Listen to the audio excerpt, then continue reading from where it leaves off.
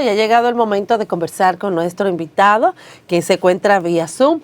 Él es el ex administrador general del Banco Agrícola, Carlos Segura Foster, y le damos la bienvenida a este Matutino Su Mundo. Muy buenos días, ¿cómo se siente? Gracias, buenos días, mi apreciado. Pero yo quiero ver las imágenes de ustedes. Yo estoy en la sala, pero nada más escucho.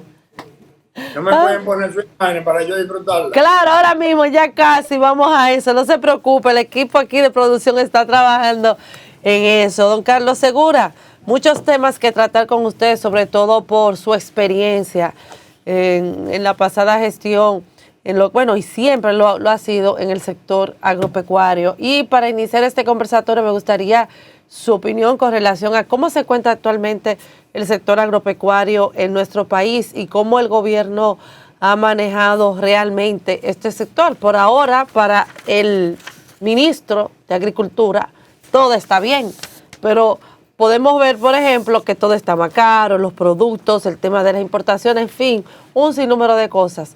Me gustaría saber su opinión. Sabe que las actuales autoridades tienen el síndrome del adanismo. ¿Cómo? El síndrome del adanismo. Sí. Ellos creen que son Adán y Eva. Siempre son los primeros. Siempre dicen por primera vez. Y yo les digo que por primera vez se ha dañado un país en tan poco tiempo. Nosotros éramos la vanguardia del crecimiento, el desarrollo y el bienestar hasta el 2019. Y sin embargo, hoy, por primera vez en 35 años, al cierre del mes de junio, nosotros somos el último país en crecimiento de la región centroamericana y del Caribe. Y eso es algo que lastima. Y en eso tiene mucho que ver lo que ha sido el mal manejo de la parte agropecuaria, que es la pregunta de tu interés. Desde el inicio de este gobierno, ellos privilegiaron las importaciones en perjuicio de la producción nacional. Y entonces, como es lógico, y ha sido así en todos los países, hemos sido afectados primero por la pandemia y luego por el conflicto que afecta a Ucrania y Rusia. Por tanto, cuando nosotros dependemos de importaciones, todo lo que compramos en el mundo lo traemos con la inflación incluida de ese país. Y por eso, en el mundo entero, el mayo del 2022 a mayo del 2023, los alimentos bajaron en promedio un 23%. Sin embargo, en nuestro país aumentaron en promedio un 10%. Eso te retrata el cuerpo entero, si ellos han actuado bien o han actuado mal. Estamos ocupando el último lugar ahora mismo y eso es penoso porque nosotros nos constituimos en el periodo 2012-2020 en el país modelo del área. Señor Segura Foster, esa apreciación que usted hace de alguna manera colide, contradice las estimaciones que hace, por ejemplo, el Fondo Monetario Internacional sobre la economía dominicana. Dice que va a tener un desempeño un poco mejor que la media de América Latina en el 2023, el cursante año. Y entonces yo quiero saber cómo usted explica esa diferencia. No tengo diferencia. Esa es la proyección del Fondo Monetario Internacional y de otros organismos como la Organización Mundial de Comercio. Pero nosotros estamos hablando sobre lo ya transcurrido. Una cosa es desear, y óyeme bien, yo me uno al deseo de todos los buenos ciudadanos que le desean bienestar a nuestro país. Porque yo soy de un partido con vocación de poder y que tiene la seguridad que va a gobernar a partir del año entrante. Por tanto, lo que nosotros queremos es encontrar un país en buenas condiciones, no en precarias condiciones. Pero yo estoy hablando de las estadísticas publicadas ya por el Banco Central al día 30 de junio, que es el primer semestre del año 2023. Sí, para la proyección que se hizo a principios de año, si hoy nosotros tenemos acumulado un crecimiento de 1.1, porque bajamos de 1.4 a 1.1, 1.4 en mayo, bajamos a 1.1 ahora a junio. Para nosotros lograr que se logre la proyección que han hecho los organismos internacionales, tendríamos que crecer en este semestre que comienza en este mes 6.8, y eso es muy poco probable dada los desaciertos de este gobierno, que repito, nunca habían dañado un país en tan poco tiempo. No hay un solo sector que no esté atravesando por dificultades. Y si bien es cierto que ha seguido el crecimiento del turismo y de zona franca, es consecuencia de que ellos no denostaron lo que encontraron, que fue lo que hicieron en los otros sectores. Ellos, por mezquindad, no reconocieron el éxito de la política agropecuaria de los gobiernos del PLD, tanto los de Leonel, pero especialmente los de Danilo, que hicieron crecer en promedio la agropecuaria en 5.2.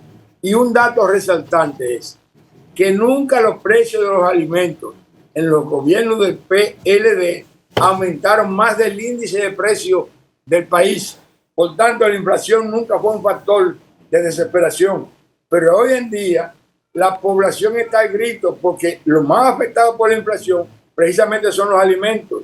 Y la inflación es el impuesto más perverso porque afecta más a los sectores más necesitados, porque somos los pobres, o son los pobres para no hacerme el sueco, los que más invierten en términos relativos en los alimentos.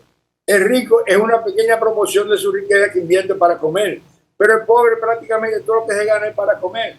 Entonces, si todos los días va al colmado o al supermercado o a los puestos de venta y encuentra las cosas más caras, obviamente aquí hay una desesperación grande, desesperación que ha aumentado porque otro de los factores que ha irritado a la población es que se ha retornado a los apagones en un momento en que la humanidad entera está afectando por el mayor calor que se conoce. Aquí hay gente con hambre y sin poder dormir con sueño. Es una bomba explosiva que no ha explotado, óigame bien, no ha explotado, porque en la oposición habemos dos partidos responsables, como es la Fuerza del Pueblo y el PLD, con vocación de poder, y que no queremos que aquí haya una explosión social, porque nosotros lo que aspiramos es a volver a gobernar el país para el bienestar de todos los dominicanos. Señor Segura Foster, en ese acápite en el que usted se refiere a la situación energética, al tema de los apagones, las autoridades han explicado que en esta ola de calor intensa, nosotros en la República Dominicana, igual que en otros países del mundo, estamos viviendo una ola de calor excesiva como nunca, y eso de alguna manera ha incrementado la demanda a cifras récords, según lo han explicado los administradores de las compañías distribuidoras de electricidad. O sea, a mayor nivel del calor, mayor tiempo prolongado del encendido de los abanicos, de los acondicionadores de aire, también de las neveras, y eso dispara el consumo de electricidad y por vía de consecuencia desborda la capacidad instalada, la capacidad de suministro de energía a los hogares, y por vía de consecuencia también aumenta los apagones. Esa ha sido una de las razones que han explicado las autoridades responsables de la distribución de electricidad. Estas autoridades se caracterizan por la manipulación de todas las informaciones y quieren hacer creer que nosotros vivimos en un paraíso cuando es todo lo contrario. Lo del calor, yo fui el que lo resalté, está presente. Ahora, en esta situación de calor, que la gente está recibiendo apagones de 8 horas, es más, hay una población tan cercana como Boca Chica, que un barrio hace 4 días que no le llega la energía. Entonces, en estos momentos que ciertamente se produce esta situación, no es posible que estas insensibles autoridades que no tienen el más mínimo aprecio por la clase pobre hayan triplicado la facturación para la gente. Por lo menos que se conduelan. Óigame bien, y que no me vengan y digan que es insostenible, como dijeron con los medicamentos de alto costo, porque ellos le han sostenido los subsidios a los ricos. Más de 350.000 millones de pesos le dan a los generadores eléctricos, a los choferes, a los de zonas francas y a los de zonas fronterizas. Entonces, si para los ricos hay posibilidad de subsidio, ¿por qué no le retienen ese mismo subsidio a los pobres, a los que nos está llevando el diablo, o a los que está llevando el diablo, para decirlo objetivamente? Esa es la gran diferencia, que estas autoridades, mitómanos, megalómanos, narcisistas, se creen ellos mismos su propia mentira, y como ellos están disfrutando del bienestar, creen que este pueblo está bien. No, este pueblo está viviendo los momentos más difíciles de su historia, en todos los sentidos, porque no son solamente los incrementos de los alimentos. Yo vuelvo y te repito, en el mundo todos los alimentos volvieron a precio del 2019, menos en República Dominicana.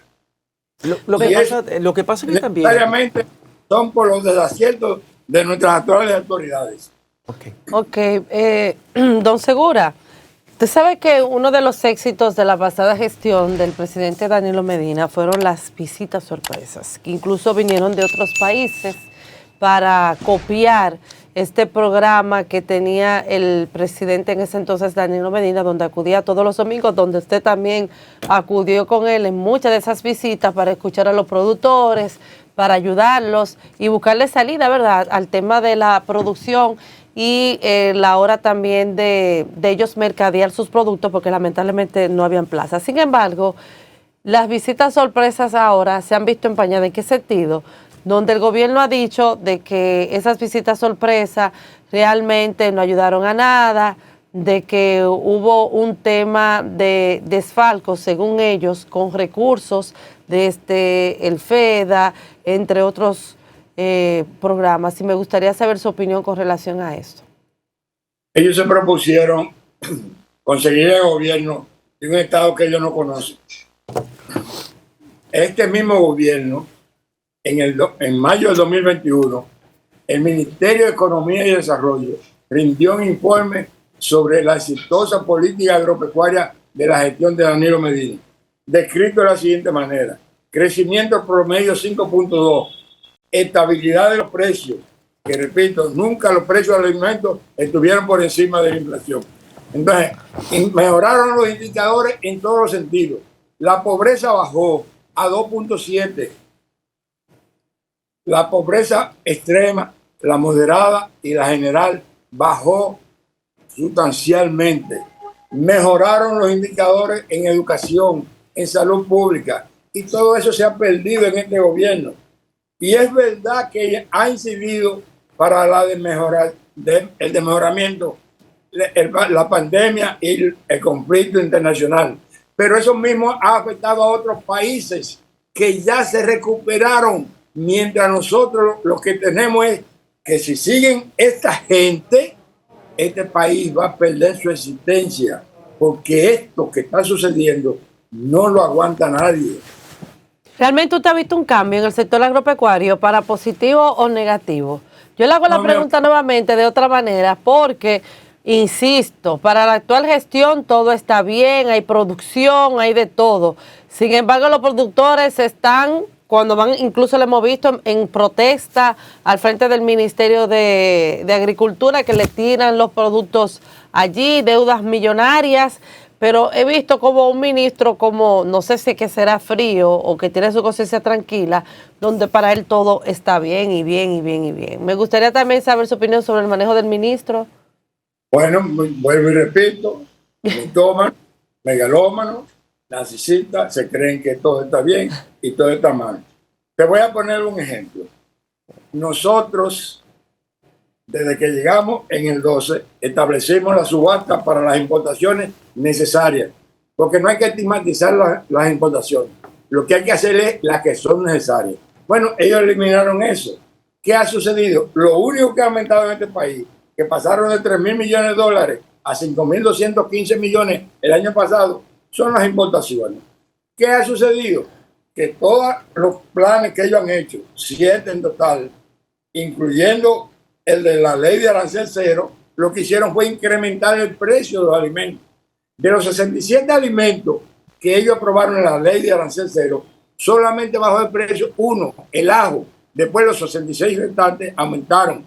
Entonces, aquí la realidad es que desapareció la producción porcina porque ellos descuidaron la parte sanitaria, cancelando a los técnicos que tienen que ver con la sanidad, tanto en la parte vegetal como animal. Cancelaron técnicos de la pasada gestión que manejaban el tema y pusieron nuevos empleados que supuestamente también estaban preparados, pero como te dice, dejaron pasar la fiebre porcina que aquí no entraba desde el 75. Del 79. 79. Sí. Pero es así, pero no fue que cancelaron a uno y pusieron a otro, cancelaron a médicos veterinarios y lo sustituyeron por compañeritos del PRM que nunca habían pasado por una universidad. Entonces por eso aquí entró la peste porcina africana. Pero no solamente eso, cancelaron los técnicos que se habían especializado en la producción en ambientes controlados, en tiendas de invernadero. Y eso hizo que aumentaran los residuos en los alimentos y por eso perdimos mercado de exportación hacia Europa, porque los furgones estaban llegando con productos cargados de químicos y hoy en día todos los mercados requieren calidad e inocuidad de los alimentos. Aquí hay un verdadero desmadre en la producción nacional. Aquí lo que se ha mantenido en producción son plantaciones heredadas del anterior gobierno de café, cacao, aguacate, mango, limones, todo lo que son siembras de ciclo corto. Para ponerte un ejemplo, la papa se da en 3 meses.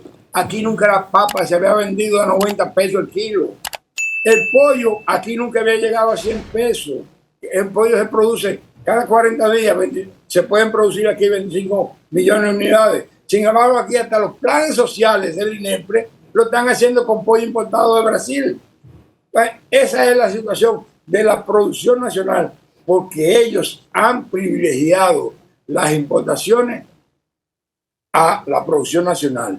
Y como las importaciones vienen con inflación incluida, por eso en nuestro país, hoy en día, en los alimentos, es el país más afectado. Y vuelvo y repito, tanto los fertilizantes, el maíz, el sorgo, la soya, el petróleo bajó de precio inferior al 2019 hasta recientemente, que volvieron a subir como consecuencia de que se rompió el acuerdo de Rusia y Ucrania. Pero en ese interín, todos los países, incluyendo los que se beneficiaron aquí, porque tú citaste el caso de presidentes que vinieron aquí a conocer la experiencia de la visita de sorpresa. Yo he compartido con la población unos gráficos en donde se ven a países que siempre estuvieron por debajo de nosotros, como Costa Rica, Nicaragua, El Salvador, Honduras, Guatemala, que hoy disfrutan de mejores condiciones. Nosotros siempre vivíamos a la vanguardia del crecimiento, compitiendo con Panamá, primero y segundo lugar, así, uno y otro. Pero hoy en día... Bueno, de Panamá vinieron a copiar lo de la visita sorpresa, ¿verdad? O sea, no a copiar, sino a conocer el programa. Bueno, pero lo aplicaron en sus países. Sí. Inclusive técnicos de nosotros fueron para ayudarle. Yo quiero que tú sepas que aquí los profesionales que se especializaron en invernadero, en producción de conejos y en de granja porcina, fueron enviados al extranjero a especializarse y a toda esa gente, esta gente lo cancelaron. Bueno, esto es un verdadero caos, óyeme bien, porque salió un pellizco de ñoco de 4 millones, un desfalco, y una denuncia de 62 millones. Y yo le digo, esos son pellizquitos con relación a la verdadera situación que está viviendo en el sector. Porque aquí la historia habrá de ser conocida, pero esta gente han llevado a nuestro país a las peores condiciones de toda su historia. Y eso es innegable. Y eso se puede analizar con los indicadores de salud, de educación, de la agropecuaria, en todos los sentidos. Aquí no hay servicio. El 911 se deterioró. Aquí se deterioraron las farmacias del pueblo, los productos, medicamentos de alto costo aquí. Nada está funcionando como funcionaban con eficiencia anteriormente. Señor Segura Foster, usted ha hecho o ha dibujado un panorama tétrico, no solamente de la producción agropecuaria en nuestro país, sino también de la economía, cuando las cifras del gobierno y los informes que presenta el gobierno son totalmente diferentes. Por ejemplo, según el Banco Central, el índice del precio al consumidor en junio solamente aumentó un 0.22% y eso colocó la inflación en un 4.0%, que es más o menos el rango meta que se habían planteado las autoridades monetarias de nuestro país, de un 4.0% más o menos 1%. Entonces, esta contradicción en el informe que usted plantea con relación a lo que plantean las autoridades, ¿por qué esta disparidad? Parece lecturas de dos variables totalmente distintas. No, no, hermano mío, no hay disparidad. Yo te invito a que tú entres a analizar las cifras que publica el Banco Central, la Dirección de Aduanas y el Ministerio de Agricultura. Que ellos sea de paso, en Agricultura desde marzo no publican la información. Y tú te vas a encontrar que ese punto 22 que hubo el mes pasado, ese es el promedio general. Pero los alimentos aumentaron punto 69. Y tú coges mes por mes el informe de precios de la economía y te encuentras que en todos los meses los mayores aumentos fueron a los alimentos. Y vuelvo y repito, los alimentos es lo que más afecta a la población, porque es lo que consumen los pobres. Los ricos tienen capacidad de resistir eso. Entonces yo no estoy contradiciendo. Mira, lo que es rango de 4%, que yo me alegro que haya llegado a rango meta, porque yo soy un ciudadano que fui funcionario público y amo mi país. Y amé y amo todo lo que yo hice. La realidad es que aquí se llegó a 4 en el interanual. ¿Qué es el interanual? De mayo a mayo, de mayo del 22 a mayo del 23, se logró 4%. Pero en lo que va enero, junio ahora, yo creo que está cerca del 6% la inflación. Entonces, yo no quiero hacer un discurso de contradicción con ellos.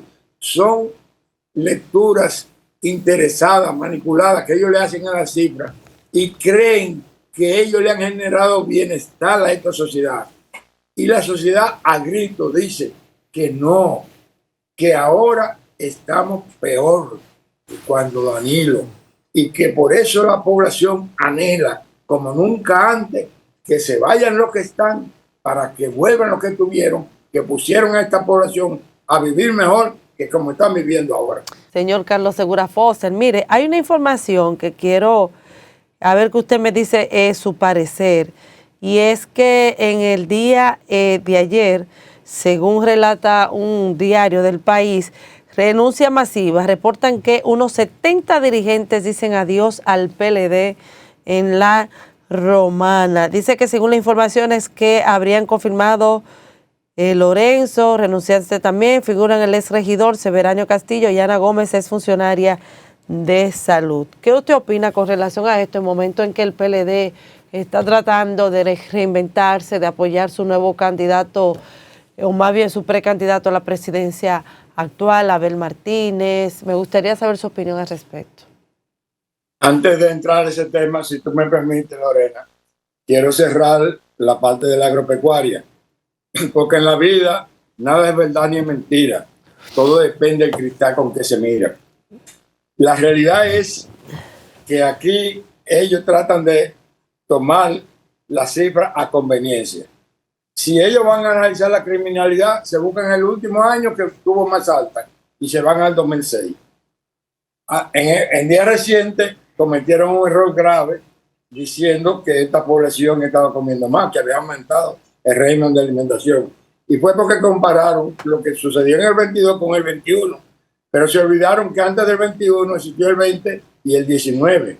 Entonces la realidad es que cuando esta gente llegaron, no pudieron ni siquiera arrancar los programas que venían manejando ese coeficiente. La población debe recordar que cuando aquí llegó la pandemia en el gobierno de Danilo, nosotros, como gobierno que le sacaba provecho a cada amenaza, convirtió esa amenaza en una oportunidad y en vez de la alimentación escolar, darlo en las escuelas, se lo llevó a la casa a todos los estudiantes, incluyendo raciones para sus padres. Para citar un solo ejemplo, ellos para arrancarle el programa de alimentación escolar no lo implementaron del 20 al 21 ni del 21 al 22, incluyendo la cancelación de un profesional, amigo mío, Cecilio, que fue el director del INAVI. Pero esas son historias, yo no invento. Yo simple y llanamente digo, aquí nunca se había comido pollo a 100 pesos, papa 90, plátano 50 y así por el estilo. El arroz se duplicó, el azúcar no se encuentra.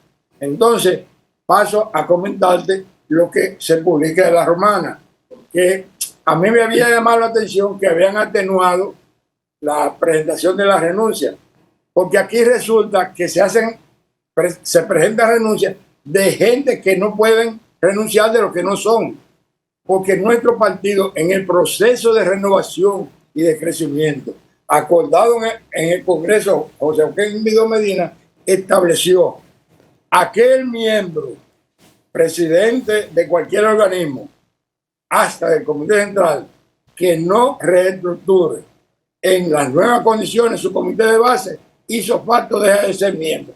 Yo he visto algunos amigos míos que han renunciado, que eran del Comité Central, pero no completaron su comité de base en la nueva constitución, que obligaba a tener no menos de 15 ni más de 25. Entonces, presentan una renuncia pública de algo que ya el partido había decidido que él no pertenecía. Por tanto, realmente este juego de renuncia es para tapar cosas. A mí me apena yo tener que decir esto, porque presentar renuncia de PLDista en La Romana, en donde está haciendo una negociación con gente con un pasado cuestionable, no le luce a quienes lo están manipulando. Simple y llanamente lo dejo ahí. Y cuando usted se refiere a que están haciendo negociaciones y contra el PLD, tienen que rendirle cuenta a esta sociedad. Cuando usted se refiere a que están promoviendo negociaciones con personas cuestionables, ¿a qué específicamente usted está haciendo referencia? Bueno, hay un partido que está tratando de reducirle la pena a un condenado que está preso para presentarlo como candidato de nuevo. Y hay otro partido que tiene una serie de personas que han sido cuestionadas públicamente. Yo no me atrevo a admitir juicio porque simple y llanamente no me llevo de rumores. Yo lo que le puedo decir que en el PLD de La Romana están los valores más acentuados que favorecen la personalidad de los que deben ser funcionarios públicos. Hay en proceso una negociación entre el Partido de la Liberación Dominicana y el Partido La Fuerza del Pueblo, aunque el partido ha insistido en desmentir.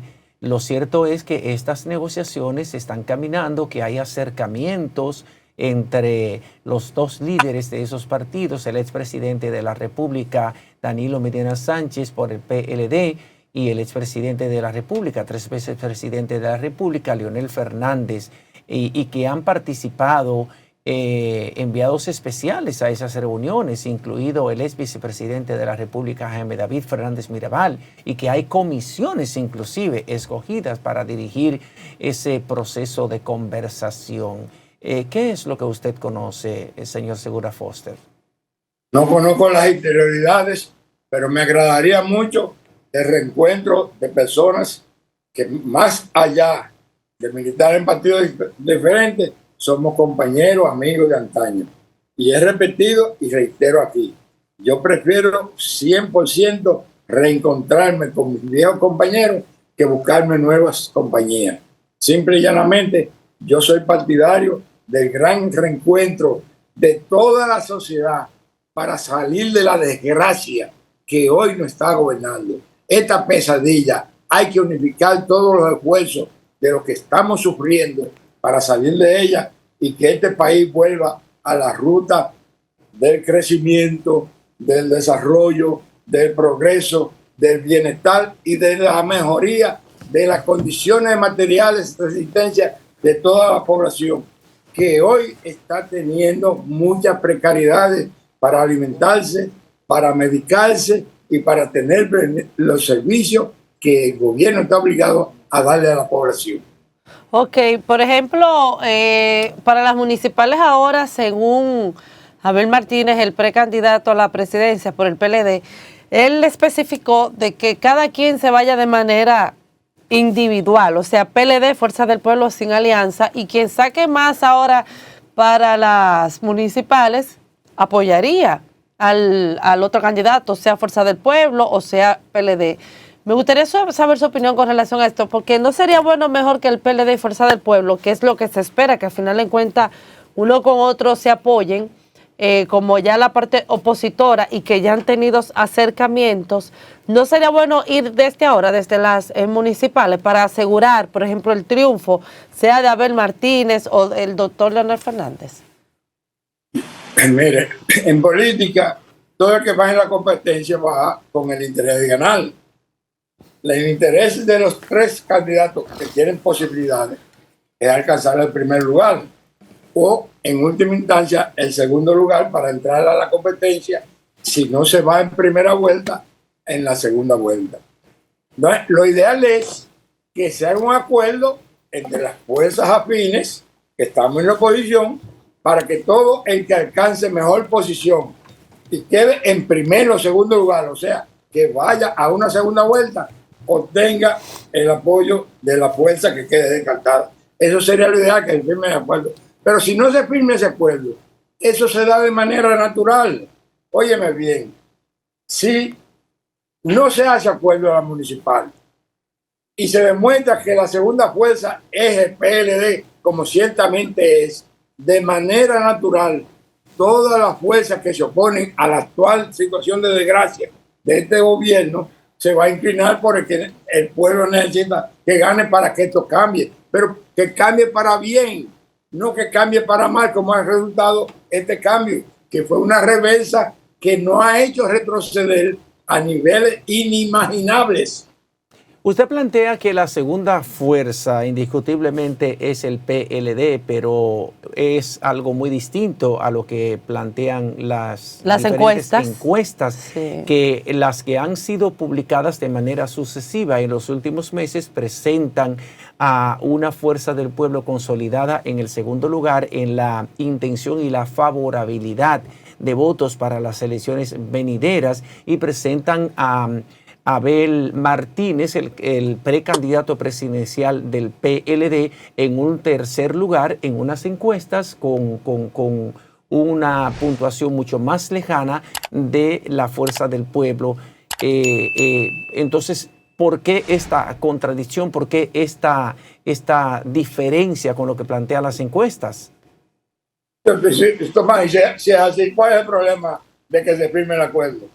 Pero parece que estamos viendo encuestas diferentes, porque yo he visto encuestas que dan sólidamente en el segundo lugar al Partido de la Liberación Dominicana y los nombres de los que dos que encabezan la candidatura muy cerca uno del otro.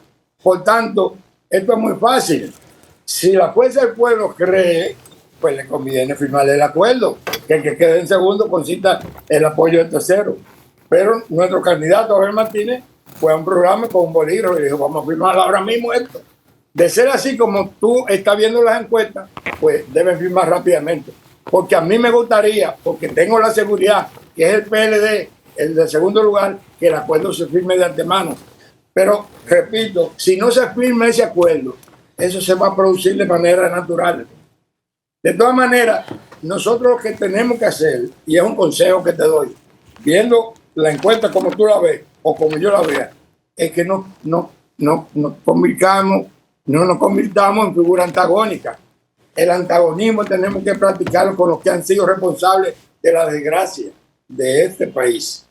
Por ejemplo, señor Segura Foster, hay un rumor, y yo quisiera que usted me aclarara esa parte, como un hombre tan informado como siempre, que es cierto que el PLD va a lanzar como alcalde a Domingo Contreras y va a apoyar la senaduría de Omar Fernández por el Distrito Nacional. Bueno, sí. Yo soy de la provincia de Santo Domingo. Por tanto, no tengo vela en ese entierro. Pero no, lo que está escuchado. Sí, pero sí tiene vela en ese entierro porque usted es miembro del comité central del PLD. Pero bueno, déjeme terminar, me voy a hacer la pregunta y no me dejan terminar. A mí me gustaría esa fórmula. Ay, esa fórmula. O sea que ya se ha hablado del PLD de apoyar a Omar Fernández en la senaduría y de lanzar a Domingo Contreras, porque recuerdo que su ex consultor jurídico dijo que no iban a apoyar a Omar Fernández en la senaduría. Bueno, él estaba aspirando, no me recuerdo ahora el nombre específicamente del consultor jurídico. No te puedo decir que se ha decidido. Me ha hecho una pregunta directamente. Que le gusta la fórmula.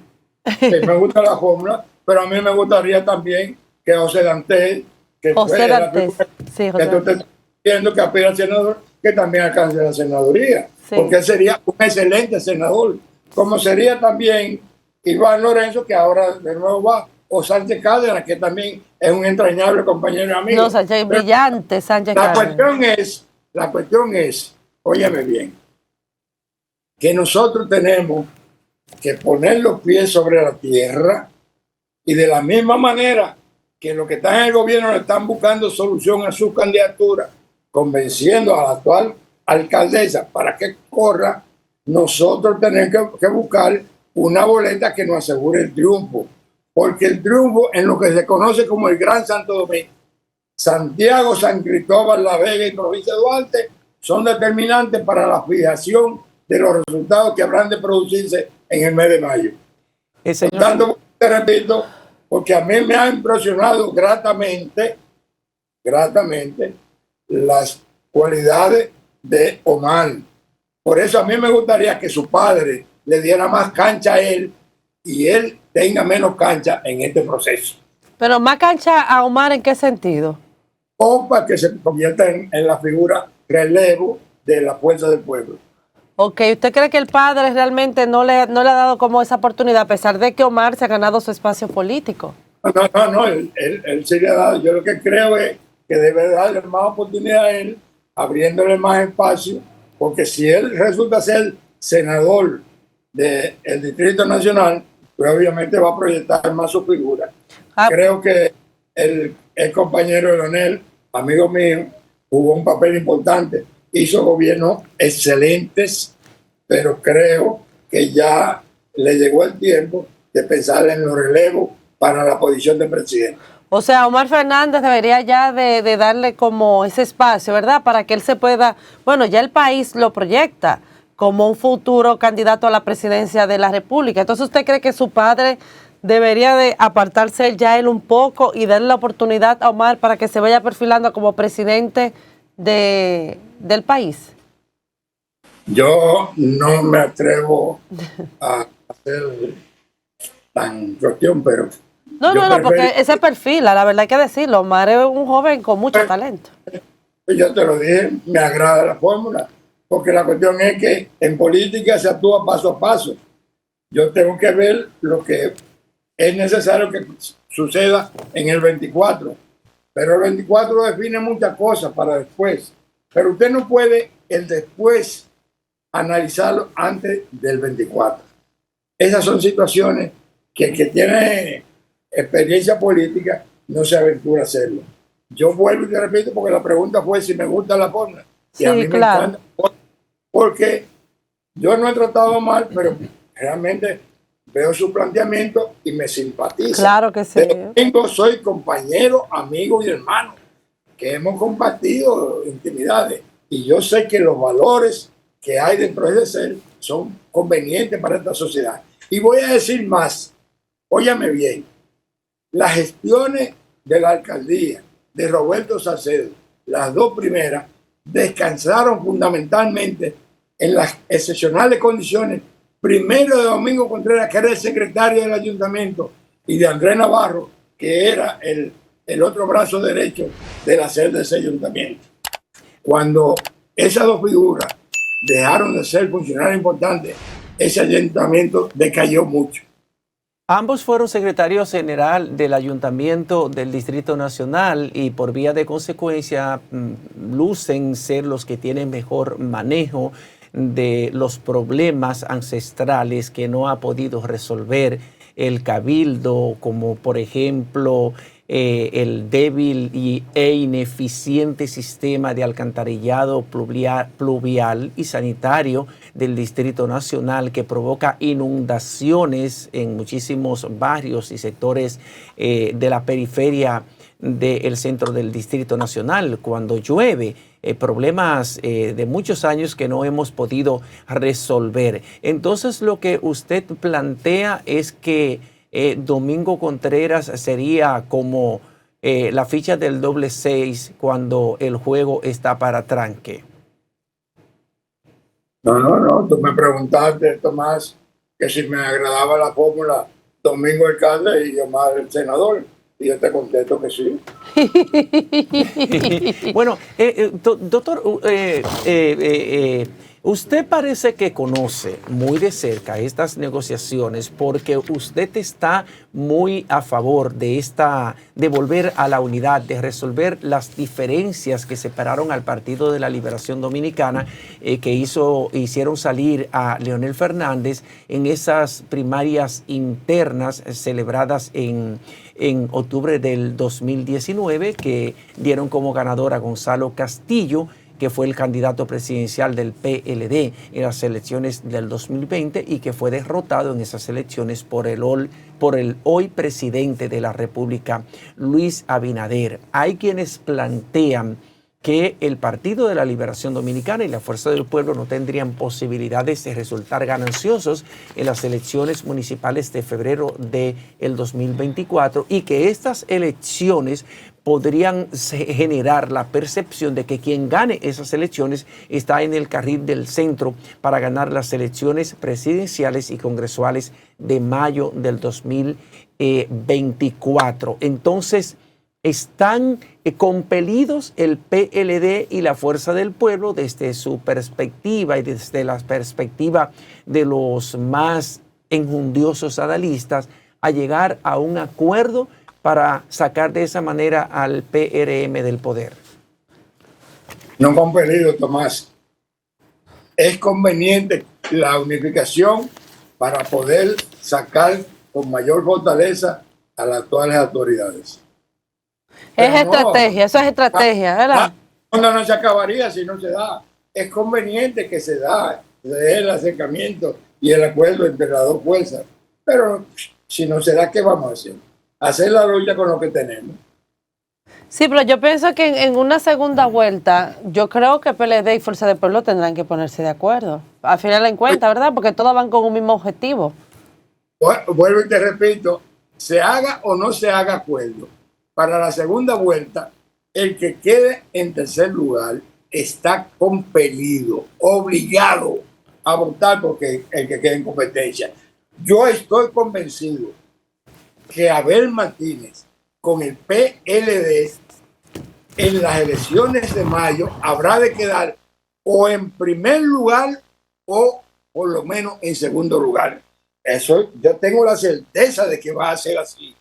Otros tendrán otro criterio, entonces simple y llanamente yo le digo, vamos a dejar correr la bola, vamos a hacer el acuerdo municipal de los resultados de esto, se va a analizar entonces lo que habrá de ser la conveniencia de la boleta presidencial. ¿De acuerdo? Ayer el Ministerio Público, cambiando un poquito de tema, porque como usted es un hombre que maneja una diversidad de temas, tenemos esa laxitud, esa elasticidad, esa posibilidad de abordar todos esos temas con usted. Ayer el Ministerio Público presentó los resultados de la denominada Operación Gavilán, mediante la cual fueron apresadas 12 personas, incluidos una fiscal o fiscales, miembros de las áreas administrativas del Ministerio Público, bajo la acusación de que integraban una red que se dedicaba por 12 años a eliminar los antecedentes penales de personas que inclusive habían sido condenadas a 30 años de reclusión.